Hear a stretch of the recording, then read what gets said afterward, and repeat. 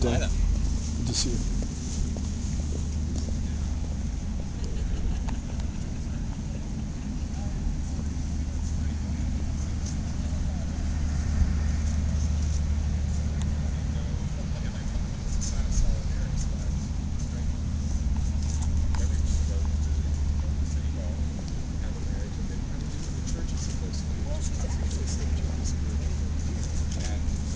All those relationships. And some people have asked if that destroys the sacrament of marriage. That would actually say that the civil part of the ceremony is where the sacrament is. What we're saying is that you can have as fantastic a marriage as you want, all the flowers and all the joy and the music.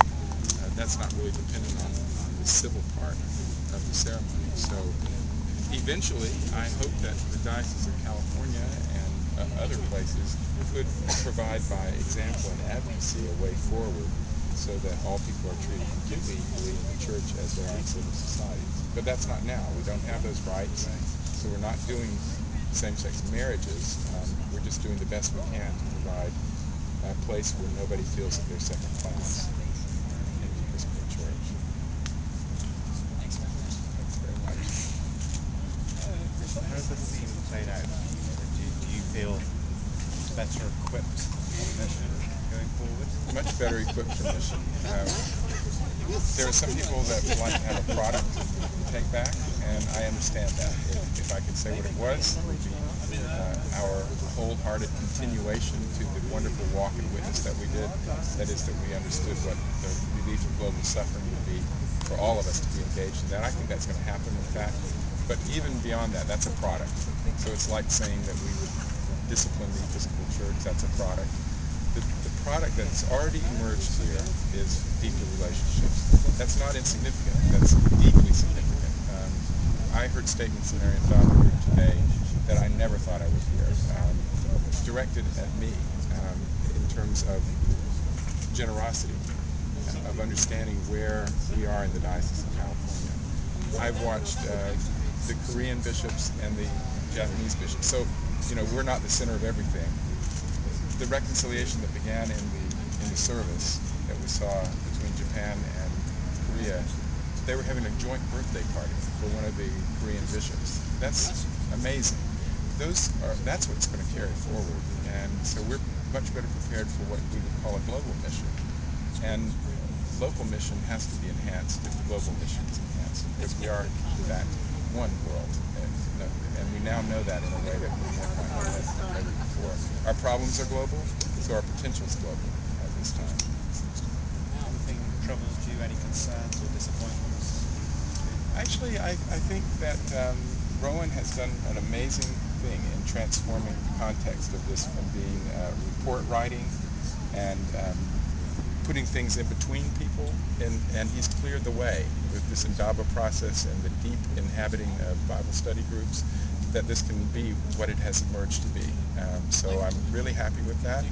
I do believe, this is a personal analysis, that the disinvitation of Gene Robinson, that broke the unity of the bishops worldwide to begin with. And once that's broken, more things break. And I even would say that the self-disinviting, the self-exclusion of bishops can be traced to that. So I continue to be disappointed, and I think it needs to be said that that those absences, all of them, Gene's, Peter Akinola's, all those diminished us. But God, there's a wonderful Hasidic story, the fire we can light. It had to be enough, and it was enough. God makes it enough. It's not our sufficiency, and I really think it's been enough. And we're going to go on from here, and there's a deep commitment in the Episcopal Church. I hear it from bishop after bishop to understand the Dalits in India now. I think there were a lot of us that didn't understand what that caste system has done to people, and the fact that the Church of India is made up largely of that's the place where Dalits can find dignity and life. So there's that. So we're going to move forward with all those great things. Do you see any opportunity for reconciliation beyond this with the people who've chosen to stay away, and also with Gene Robinson? I I've heard numbers of bishops who continue to differ with the Episcopal Church say that they believe Jean should have been here, and that's a significant statement. An easy, not simple, but easy definition of reconciliation is that truth plus forgiveness equals reconciliation. There's been a fair amount of truth-telling here, and that's been hard, but you can only do that where friendships are beginning to form, and I think there's been a fair amount of beginning forgiveness. So there's no end point to that process. I'm very hopeful for reconciliation. Thank you very much. Thank you. Anything else? Anything else you'd like to Well, I'd like to say thank you for great media work. And just so you can turn the camera around, you've really been incredibly professional, your whole team. I will say that I think that we complain a great deal about how we're treated, how we religious voices, mainline religious voices in the media. Rather than complain about it, we need to have the most professional media voice that we can have, and you're providing that. So thanks for that. Very much. It's a real privilege.